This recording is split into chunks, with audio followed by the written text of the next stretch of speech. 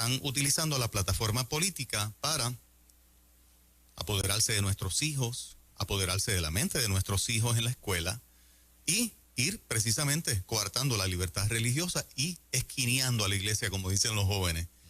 Eso se hace desde la plataforma política y creo que Agustín Laje nos aporta demasiado a que entendamos esas estrategias, a que entendamos por dónde es que van, para que nosotros como cristianos, que somos sal y luz de esta tierra, dice la Biblia, podamos hacer la parte que nos corresponde, levantando la bandera de Jesucristo y estando dispuestos a lo que sea para ser sal y luz. Así que esta noche en la iglesia de la pastora Wanda Rolón se presenta Agustín Laje y nos va a dar una charla. Tiene un libro reciente. Vamos a hacerle varias preguntas y están haciendo, ¿verdad?, entrada triunfal aquí a los estudios de 97.7. Bendito, ven. No sé si las entradas de Agustín son así de joraditas en las emisoras que él va, ¿verdad? No, y luego de esa escalera. ¿Ah? ¿Qué tal, Juan? ¿Cómo estás? Estamos súper bien, Agustín. Contentos de tenerte. Llego corriendo, subiendo ¿Sí? las escaleras, agitado para llegar a tiempo. Es parte del maltrato de Mario. Es parte también del tráfico que había en la ruta. Por lo menos alguien me tira la toalla. Agustín, al saque. Nos está ganando muchos países latinoamericanos la izquierda. ¿Por qué? Porque ellos intentan, fracasan hasta que le pegan. Yo no encuentro otra respuesta. Efectivamente, en toda la región los países se están tiñendo de rojo. Hay un mapa que gira por internet cada vez que tiene lugar en los últimos meses alguna elección en algún país de nuestro continente, donde vamos viendo cómo se van pintando de rojo y cómo actualmente quedan muy poquitos países donde la izquierda no gobierna. Esos poquitos países son un puñado. Uruguay, Ecuador, Paraguay, Guatemala. Podríamos incluir este país, donde hay un centro. Es un centro que culturalmente, sin embargo, tiene agendas progresistas, que se alinea perfectamente y sin mayor problema a la Agenda 2030 de Naciones Unidas. O sea, son gobiernos de todas formas globalistas. Y en esto de teñirse de rojo también tenemos que hablar de Canadá y tenemos que hablar de Estados Unidos. O sea, ya ni siquiera es cierto que en los Estados Unidos sobrevive una fuerza donde se le puede hacer frente. No, el gobierno de Joe Biden es un gobierno izquierdista y lo que sí a mí me llena de esperanzas es que en Estados Unidos se espera una ola roja, pero no comunista, sino republicana. Tal el desastre del gobierno actual que se espera que en los próximos meses los republicanos repunten y sea histórica la derrota del Partido Demócrata. Así que ahí vamos a decir que hay un punto esperanzador. Laje, en estos días, bueno, lleva bastante tiempo Ricardo Arjona hablando en contra del lenguaje inclusivo, del feminismo, a favor de los hombres, y parecería parte de su libreto en cada show. En tu país, Victoria Donda ha barrido el piso y le dijo a Arjona que si quería le podían dar clases acerca de lo que es lenguaje inclusivo y feminismo y demás. La pregunta es la siguiente, junto con esto. ¿Te preocupa lo que le pueda pasar a artistas como Ricardo Arjona que entran en la defensa del hombre y en contra del lenguaje inclusivo? ¿O deberíamos preocuparnos más por el montón de artistas cristianos que no dicen nada? Pues mira, yo me preocupo por los artistas cristianos que no dicen nada, porque veo que los que sí dicen tienen gran éxito. Es decir, ellos muchas veces creen que si dicen algo sobre estos temas van a ser cancelados, pero lo cierto es que la gente está celebrando a aquellos cristianos o no cristianos que sí dicen las cosas que la mayoría de todas las personas de sentido común pensamos. Ricardo Arjona está pagando un costo al nivel de los ataques mediáticos de grupos fanáticos en los cuales la gente ya no cree, pero las grandes masas de personas anónimas que no tienen poder de prensa, pero que tienen mucho sentido común, están aplaudiendo a Arjona, están aplaudiéndolo. Ahora, cuando Victoria Donda, que para quienes no la conocen es una funcionaria argentina que tenía a sus empleadas domésticas en negro, decimos en Argentina, o sea, no les pagaba lo que la ley exigía y las tenía sin pagar seguro social, sin aportes jubilatorios. ¿Qué le va a enseñar? ¿Qué es lo que se supone que le tienen que enseñar a Ricardo Arjona? ¿A hablar con la E? No hace falta que te enseñen a hablar con la E. Yo puedo llegar hoy aquí y decir, hola a todos, acabo de llegar, bienvenidos, bienvenides. Bueno, listo, ¿Qué vas a enseñar? Lo que pasa es que estas personas han vendido, ¿sí? Y la gente les ha creído, lamentablemente, pero eso está llegando a su límite ahora, afortunadamente. Han vendido la idea de que ellos son intelectuales, insuperables, que ellos están bendecidos por la varita del conocimiento, que ellos tienen la fuente de la verdad. No, ellos no tienen ni siquiera sentido común. Ellos tienen tan poco sentido común que lo que han vendido a las personas es que cambiando una vocal uno salva al mundo. Nunca fue tan fácil salvar al mundo como hoy. Salvar al mundo hoy, según nos vende esta propaganda progresista, consiste en que yo cambie la O y la A por la E y así voy a haber hecho la revolución. Y como yo venía escuchando el segmento de Angie, la verdad que me encantó porque es un tema sumamente importante. Como los chicos cada vez piensan menos, cada vez conocen menos, cada vez analizan menos, pero cada vez quieren más ser los protagonistas de la historia, ellos quieren sentirse haciendo una revolución. Entonces vienen estos mercaderes de la revolución que les venden una revolución muy fácil, que es la revolución del llamado lenguaje inclusivo. Y los chicos lo compran. ¿Por qué? Bueno, lo compran porque, vamos a ver, no entienden nada. Y yo sé que esto que digo ahora puede ser antipático, pero es así. No saben ni siquiera escribir una oración simple, pero quieren darnos lecciones de lenguaje inclusivo. Esta dinámica, Agustín, corrígeme, que se está dando en los países latinoamericanos, no se da en un vacío de elegir líderes socialistas comunistas. Es porque me imagino que hay un pueblo frustrado con haberle dado la oportunidad a muchos que piensan como la mayoría del pueblo, pero en la ejecución de su obra de gobierno no han logrado cambios significativos para el pueblo. Por lo tanto, un pueblo ya desesperanzado, frustrado, de que los líderes que sí querían los eligió y los puso, pero no les resolvieron sus grandes problemas, los ha dejado con decir, bueno, no estoy de acuerdo cómo políticamente piensa pero tal vez si lo pongo administra distinto y me resuelve los problemas. ¿Eso ha jugado un papel? Sí, yo creo que lo que ha jugado un papel es la propaganda del cambio. Cuando yo voy a ver cómo se construyeron los discursos políticos de, por ejemplo, Gustavo Petro en Colombia, Pedro Castillo en Perú, Gabriel Boric en Chile, todos esos discursos políticos giraron en torno a una sola palabra, y esa palabra era cambio. ¿Qué vendía Petro? Yo soy el cambio respecto de la hegemonía del Centro Democrático, que era el partido de Álvaro Uribe. ¿Bien? ¿Qué vendía Boric? Bueno, en Chile, yo soy el cambio respecto del piñerismo. Y más aún, soy el cambio respecto de el pinochetismo. Incluso se van mucho más atrás. ¿Qué vendía Pedro Castillo? Yo soy el cambio respecto de el fujimorismo. Llegó a la segunda vuelta contra Keiko Fujimori. Y la gente aprecia el cambio en todos los órdenes. En el orden tecnológico cambiamos un celular simplemente porque ahora se llama 13 y antes se llamaba 12. No sabemos qué es lo que tiene de mejor, pero queremos el 13, ¿no? Queremos el cambio en todos los órdenes y lo queremos también en el orden político.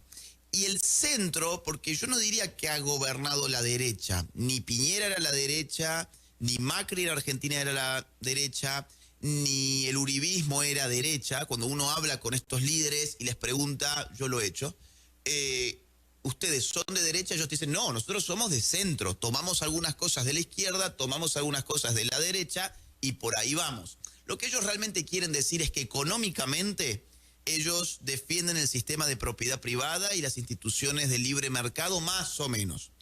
Pero en un sentido cultural ellos no tienen ningún interés en esa agenda y lo que hacen es entregarle esa agenda a los progresistas. Y en esa ecuación ellos suponen que el votante vive de cuentas cuando en verdad los seres humanos vivimos también de cuentos. Los cuentos en nuestra vida son muy, muy, muy importantes. La política, más que ser una ecuación matemática, es un relato. La política es un relato. Y esta gente no ha tenido ningún relato. Con lo cual, la consecuencia es que vos tenés gente que te propone un cambio, gente que te habla del pasado, gente que te habla de la proyección hacia el futuro. Y tenés otra gente que simplemente piensa que administrando más o menos bien el Estado y generando algún que otro efecto económico positivo van a lograr una continuidad. Claro, cuando viene una pandemia además, donde la economía se empieza a caer en todas partes, cuando además te das cuenta que mantener una economía estable en América Latina no es algo fácil, la gente se te va a frustrar muy rápidamente porque no la estás conteniendo con cuentos. Si las cuentas no son superlativas, o en el momento en que dejen de serlo y vos no tengas cuentos para poder explicar qué es lo que está pasando, pues la gente va a comprar al primero que le quiera vender un cuento. Entonces, eso de una forma muy sintetizada creo que es lo que ha estado pasando. Cuando vos mirás, sin embargo, qué pasa cuando la izquierda toma el poder, te das con que esas cuentas se van a cualquier lugar menos hacia arriba. Fíjate, por ejemplo, la Argentina, de donde yo vengo. Hemos tenido un gobierno socialista 12 años seguidos, después tuvimos 4 años del centrismo de Mauricio Macri y ahora ya llevamos 2 años más con otra vez el socialismo. Y el resultado de todo eso ha sido un país en el cual 7 de cada 10 niños no comen todos los días. 7 de cada 10 niños no comen todos los días. Nuestra inflación, ahora que vemos que ustedes están empezando a conocer lo que es la inflación, y acá hay un escándalo porque estaba en el 9,1%, en los Estados Unidos, por ejemplo, ese era el número. Bueno, en Argentina la inflación es del 60%. Estamos acostumbradísimos a la inflación. Yo no recuerdo lo que era vivir sin inflación. El dólar en Argentina, cuando asumió este gobierno hace 2 años, estaba en 40 pesos. Esto significa $1 se compra en el mercado con 40 pesos. Hoy el dólar en Argentina se compra en el mercado con prácticamente 300 pesos. Solamente 2 años. Eso que genera un empobrecimiento tremendo. ¿Por qué? Porque no tenés poder de compra en dólar. No podés... O sea, hoy la clase media en Argentina vive con $300 mensuales. La clase media, 300, 350. La clase alta, y quizás con $700 ya estás entre la clase alta. Entonces, digamos, eso es lo que genera el socialismo y inflación en todas partes. Ahora, cuando vemos dónde ha habido deflación, te das con Brasil, Bolsonaro. Y sin embargo, ahora Bolsonaro la va a tener muy, muy complicada en octubre. ¿Por qué? Bueno, porque Lula está liberado y tiene el respaldo internacional en su campaña política. Está girando por México, gira por Chile, Colombia, Argentina, recauda además sus fondos y bueno, parece que es bastante probable, lamentablemente, que tenga chances de ganar. Vamos a una pausa de nuestros auspiciadores, pero ¿qué hace que un país quiera reelegir a un presidente que estuvo preso por actos de corrupción? ¿Cuál es la razón? Una decadencia moral total. En Argentina, todo el mundo sabe que Cristina Kirchner se ha enriquecido de manera ilícita. Ella no puede explicar por qué tiene la fortuna que tiene si ha vivido siempre en la función pública, y la función pública no te hace millonario a menos que seas un corrupto. Y sin embargo, a la gente no le importa saber que ha votado nuevamente a una corrupta. Y acá hay que hacer un mea culpa. Los políticos en la democracia no caen del cielo. Los políticos en la democracia los ponen las personas, ¿sí? Lo pone el pueblo, así digamos, conforme la ideología democrática. Con lo cual, acá hay que decir, los pueblos tienen los gobernantes que merecen. Y quizás cuando nosotros nos quejamos de los gobernantes, tengamos que empezar a ver quiénes son los que lo votaron, por qué los votaron y qué está pasando moralmente en nuestras sociedades. Regresamos en breve con Agustín Laje y esta noche su evento. La Coalición Provida y Familia, sus organizaciones afiliadas, Nueva Vida 90. Mañana continuamos este diálogo con nuestro querido amigo Agustín Laje. Agustín, Bad Bunny ha embrujado a una buena parte del país. La prensa lo adora y algunos políticos también, mucha juventud, pero también hay gente que no son tan jóvenes, y él en sus espectáculos, de hecho, me llegó una comunicación de que también le cayó arriba en su reciente concierto en Georgia, a Luma, o sea, le habló a la comunidad hispana en su concierto allá en Estados Unidos. Pero bueno, el caso es, ¿qué te parece ese fenómeno con relación al asunto político local e internacional? Bueno, creo que la gente cuando lo admira políticamente es porque no se dedica ni un solo segundo a reflexionar lo que está admirando. Te pongo un ejemplo. Hace poco en un concierto, que fue aquí precisamente, di unas declaraciones independentistas. Ajá. Y en las redes sociales los independentistas lo aclamaron. Y yo no me meto en si está bien, está mal el estatus de Puerto Rico. Eso lo voy a dejar totalmente a un margen, porque no me corresponde a mí. Ahora, lo que sí me llamaba a mí la atención es, ¿no se les ocurría a esos independentistas, por ejemplo, pensar dónde guarda sus millones Bad Bunny? ¿Los guarda en Puerto Rico? ¿En algún banco popular en Puerto Rico? ¿Los tiene debajo del colchón en su casa en Puerto Rico? ¿O los tiene en bancos norteamericanos? Pues si vamos a ser independentistas, bueno, empecemos por casa. No se les ocurre. Al mismo tiempo, y por otro lado, veía a las feministas. Ajá. De hecho, ayer, sin ir más lejos, ayer vi en un colectivo feminista que tiene una página en Instagram de aquí de Puerto Rico, hacer toda una publicación en favor de Bad Bunny y explicando que el feminismo sí que debe estar acompañando a Bad Bunny en su música porque es una forma de expresar la liberación sexual y hacerse cargo de que como feministas queremos el placer sexual. Esa era la idea de la publicación. Bad Bunny pone sobre la mesa algo muy importante que es la liberación sexual y para nuestro movimiento eso es imprescindible y por lo tanto no hay ninguna contradicción en que nosotras bailemos, cantemos y celebremos a Bad Bunny. Lo cual es absurdo. Es absurdo ¿por qué? Porque Bad Bunny, más allá de la pretendida liberación sexual, lo que lleva a cabo en sus letras, y no hace falta ser un genio para entender esto, es la cosificación y la instrumentalización de la mujer. O sea, es la degradación de la mujer a un nivel de objeto. Una de sus canciones dice, te usé y te boté. Te usé y te boté, y todas las feministas lo cantan, y ahí no hay patriarcado, ¿eh? Ahí no hay cancelación. No, exacto. Y hay otras... Yo no las puedo leer acá. No lo voy a hacer, sí. No se preocupen, pero son realmente mucho más directas y más insultantes que esta última que vos acabas de mencionar. Pero Agustín, ahora hay un importante analista político, por no decir que hay varios, ¿no? Pero en el día de ayer, un importante analista político llamó y dijo, vamos a tener que llamar a René y a Bad Bunny para volver a sacar al gobernador de turno por la situación energética, ¿no? Así que se convierte en un elemento político importante la presencia de Bad Bunny, ¿no? Por supuesto, porque la farándula hoy domina los discursos políticos. Vamos a ver, esto no es algo exclusivo ni de Bad Bunny ni de Puerto Rico. Miren ustedes la campaña de Joe Biden. La campaña de Joe Biden estuvo repleta de personajes de la farándula. Lady Gaga, Tom Hanks, Demi Lovato, Miley Cyrus, y podemos seguir así, Leonardo DiCaprio, ¿sí? Es decir, cuando uno... Robert De Niro, o sea, cada vez que lo pienso me caen nuevas estrellas. Todas las estrellas de la música y de Hollywood se unieron para hacerle campaña política a Joe Biden. Ahora, esto está pasando en todos los países. A la gente no le interesan la política, a la gente no le gustan los políticos, tienen muy poco glamour, son muy poco atractivos, tienen muchos menos seguidores en redes sociales que las estrellas de la farándula, por lo tanto, hoy no es el pueblo el que elige al político, es la farándula el que elige al político y es la farándula la que después le vende al pueblo quién es el político.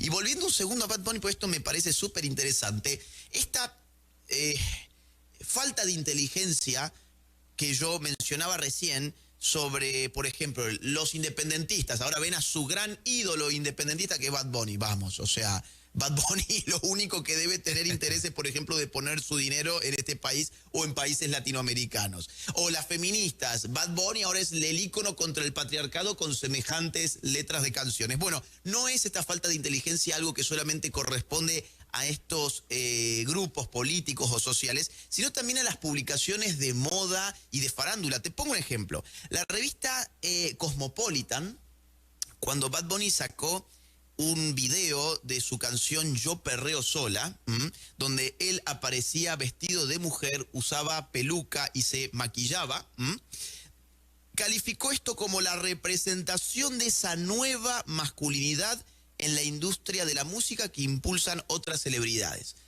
Es decir, un sujeto vestido de mujer era el representante para Cosmopolitan de una nueva masculinidad.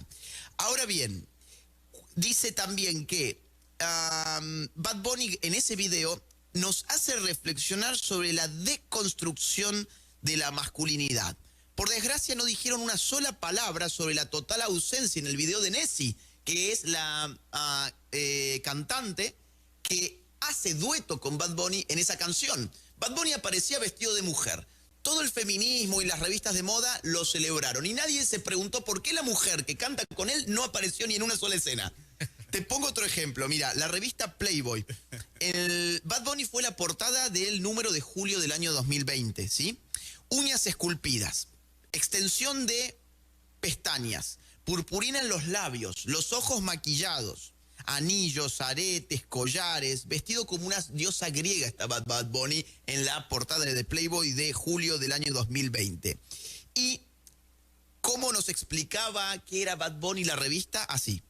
Él tiene poder porque piensa diferente y tiene una visión del futuro más allá de los que otros ven, dice la revista Playboy sobre Bad Bunny. Yo le juro, leí toda la nota y en ningún momento encontré en qué se supone que piensa diferente y cuál es la visión de futuro de Bad Bunny. Son estos eslogans que a la gente les venden estos medios de comunicación y la gente se los creen. Y tomamos ahora a Bad Bunny como una persona que tiene una forma de pensar privilegiada y que vistiéndose de mujer representa a los hombres. Es una locura. Sí, total. Hay un analista aquí que lo pone como candidato en el 2028, en las elecciones del 2028. En su último concierto en el Coliseo de Puerto Rico, él dice que tiene muchos sueños que le falta por cumplir. Yo adjudico en que parte de esos sueños puede ser ingresar precisamente a la arena política y correr en algún momento. Así que coincido con ese análisis precisamente por lo vocal que está haciendo y porque está hablando abiertamente de issues que no solamente son issues sociales, tienen un impacto en la política y está levantando una nueva generación de seguidores que haría cualquier cosa que él les diga, aparte de un montón de adultos que en este concierto transmitido por la televisión comercial de Puerto Rico de forma gratuita, estaba toda la familia representada a nivel isla celebrando su concierto. Sí, sí. Por los modelos que has visto, ¿no sería difícil verlo como candidato político? No, para nada, para nada. Es decir, la historia reciente nos muestra ese salto permanente que existe entre la política y la farándula, donde los políticos actúan como faranduleros y los faranduleros como políticos. Entonces, nuestros países están llenos de ejemplos, insisto, de gente que de la música o de la actuación ha terminado en un gabinete político o en una elección política de cualquier índole. Y claro, él es un ídolo nacional, no vamos a negarlo. Es un ídolo nacional para la juventud en un principio, pero también en este momento para otros grupos etarios. Es un ídolo además nacional que es transversal a todas las clases sociales y bien podría ser un candidato político. Aparte, se ha dado cuenta, creo yo, de que el discurso político, imitando a René de Calle 13, imitándolo, ese discurso político le valía el aplauso y el reconocimiento que va más allá de lo frívolo, porque hasta el momento la figura de Bad Bunny era la figura de la frivolidad, ¿no? Era bueno, es un tipo que hace canción con nada, que tiene una voz que parece que recién se levantó de la siesta, es un tipo simpático que hace canciones que se hacen virales muy rápidamente, pero nada más. Y cuando ya te aburrís de ser eso, querés ser algo más. Ahora es revolucionario. Ahora soy un revolucionario, ahora soy quien va a cambiar el mundo. Ahora ya no soy el tipo que recién se levantó y grabó una canción mientras bostezo. Ahora soy el tipo que va a cambiar Puerto Rico. ¿Y qué voy a hacer? Me voy a plegar a las ideas que ya estén de moda, a las ideas que no me valgan la cancelación. Imagínate si Bad Bunny se plegaba a una cosmovisión cristiana, se acaba su carrera.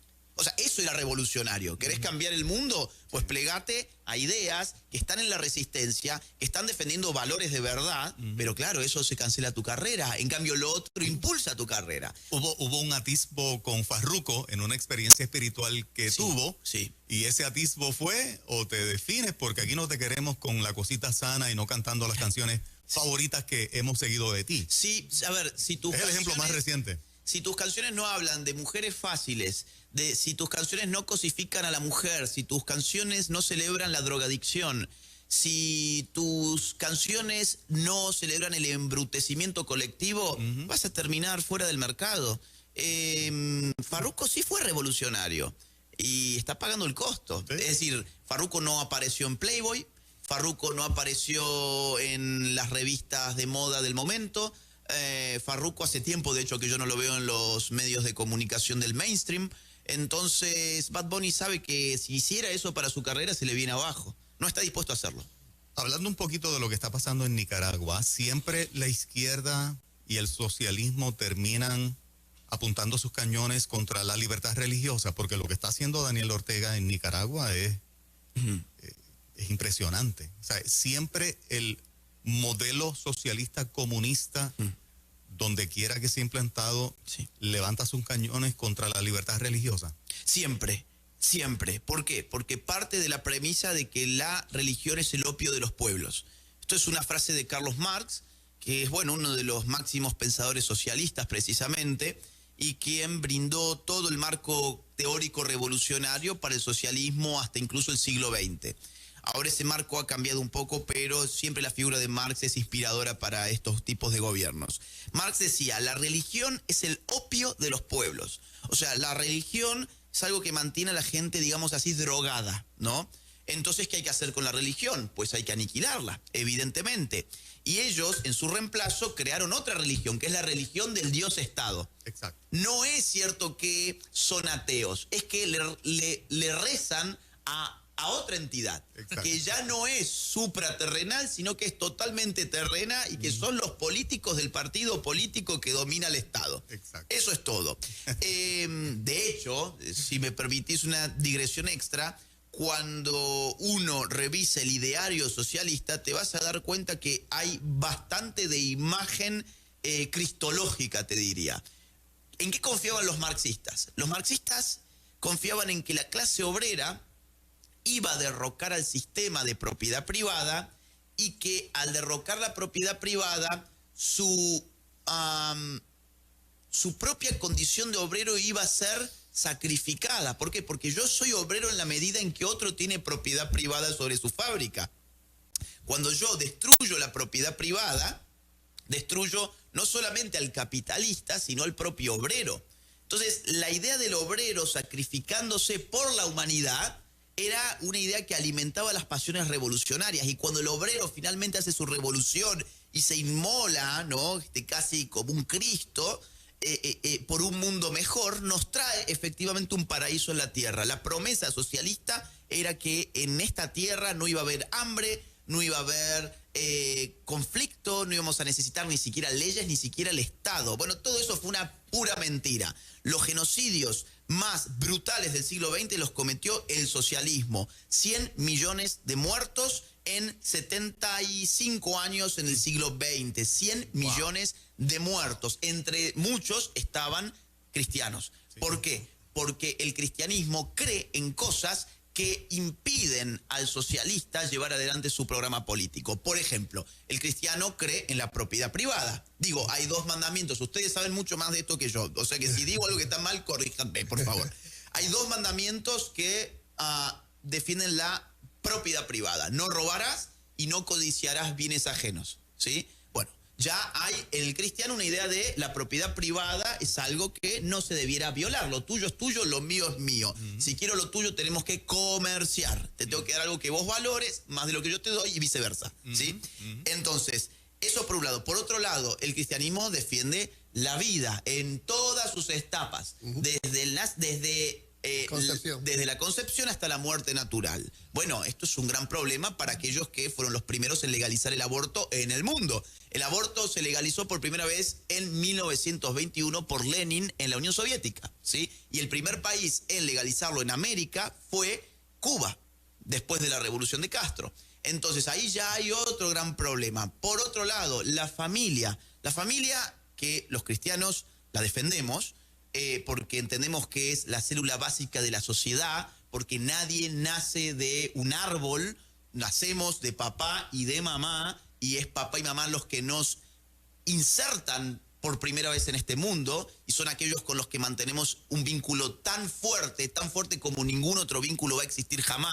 La familia es el único grupo social en el cual sus miembros, por regla general, están dispuestos a dar la vida por otro miembro del grupo. Eso no existe en ningún lugar, ni en el trabajo, ni siquiera en un ejército. Por eso en un ejército, cuando un soldado da la vida por otro, se le hace un monumento, por ejemplo. ¿Por qué? Porque es una rareza. Ni siquiera el soldado está dispuesto a dar la vida por otro soldado. Ahora, el padre sí por el hijo y el hijo sí por el padre. Entonces, es tan fuerte la familia que los cristianos la reconocen como la célula básica de una sociedad. Ahora, los comunistas, los socialistas tienen un gran problema con la familia, y es que la familia tapona el poder del Estado. ¿Por qué? Porque el Estado ya no va directamente al individuo, sino que tiene que ser filtrado por papá y mamá. Pero yo quiero, por ejemplo, adoctrinar a tus hijos y papá y mamá me representan un estorbo. Bueno, por todos esos motivos y otros más, es que los socialistas siempre, de una forma u otra, tratan de hacer dos cosas. O aniquilan a las iglesias o la compran.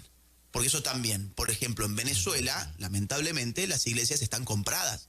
Por eso es que no hay resistencia, o por lo menos la que hubo ya fue aniquilada y el resto fue comprada. Y en Nicaragua hoy los están encarcelando y persiguiendo. Agustín, cuando tú que viajas el mundo, ¿no? Y tiene la temperatura acerca de todas las cosas que están pasando en América Latina, sobre todo cuando te bajas del avión en San Juan, Puerto Rico, que has venido varias veces, ¿qué respiras? ¿Qué impresión tienes acerca del país en términos sociales y políticos? Vamos a ver, yo creo que este es un país más despolitizado de la media, porque al tener esa relación difícil de explicar para los extranjeros con Estados Unidos, casi que el destino de los grandes asuntos se cocina en otro lugar. Esa es la impresión que yo tengo. Que, por ejemplo, acá nunca se ha discutido aborto. ¿Por qué? Bueno, porque Roe versus Wade aplicó automáticamente para Puerto Rico. Entonces, esas discusiones, por ejemplo, aquí han estado bastante ausentes. Ahora se están activando nuevamente, entre otras cosas, por Dobbs, ¿no? Por el fallo Dobbs. Tengo la sensación que aquí en Puerto Rico hay menos política de la que yo, por ejemplo, encuentro en Dominicana, que es un país que yo encuentro bastante similar culturalmente, ¿sí? Yo he ido mucho allí, he estado mucho acá, y veo que Dominicana, por ejemplo, tiene más discusión política. Acá encuentro menos. Pero en un nivel cultural encuentro que hay mucha más resistencia que, por ejemplo, en América del Sur.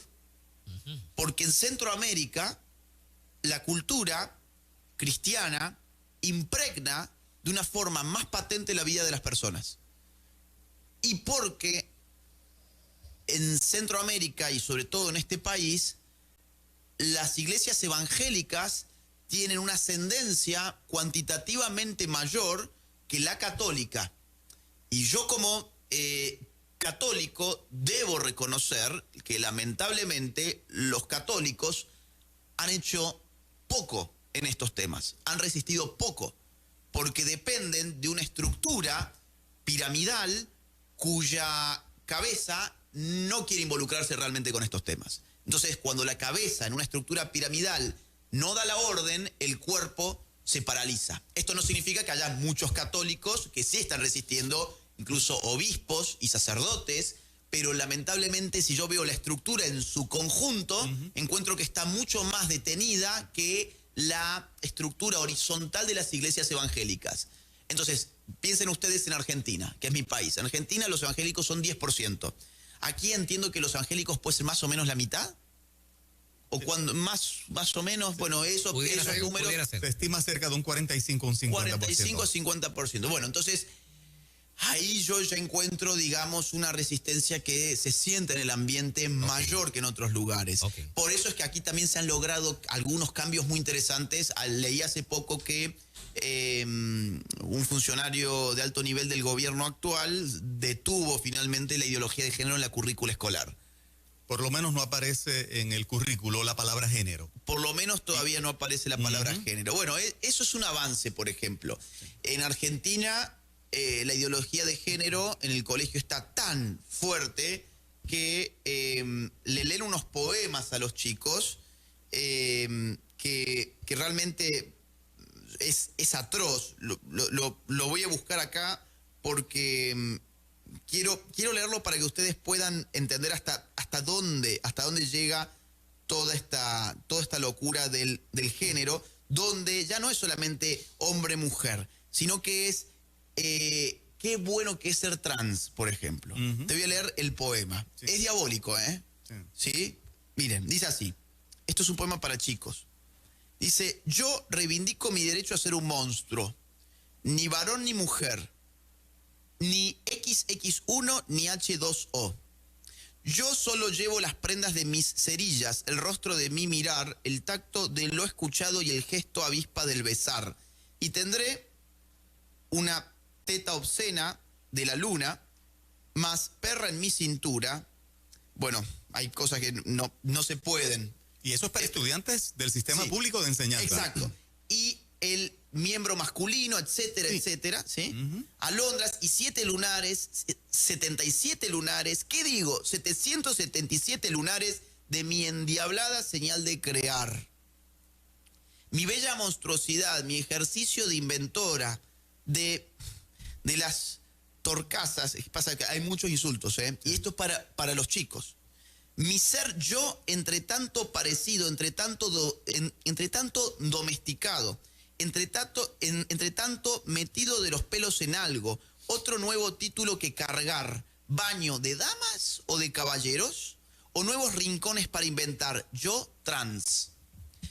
Es un poema para decir qué bueno que es ser trans. Ella está creando, por eso dice 7. ¿Qué digo 77? ¿Qué digo 777? El número de la creación, el 7. Exacto. Entonces, una burla. Es una burla. Sí, es una burla. Yo soy el creador. Esa es la idea. Yo soy el creador. Exacto. Yo soy Dios. Wow. La mentira de Satanás al principio, con Adán y Eva. Exacto. Y sabe Dios que si tú pruebas vas a ser como él. Entonces, esto hoy, la misma mentira. En Puerto Rico, si esto se lo dan a tu hijo, acá se arma una revolución. Ahora en Argentina, esto se lo dan a los hijos de la persona. No, la gente, ay, qué mal que está que le dé esto a mi hijo.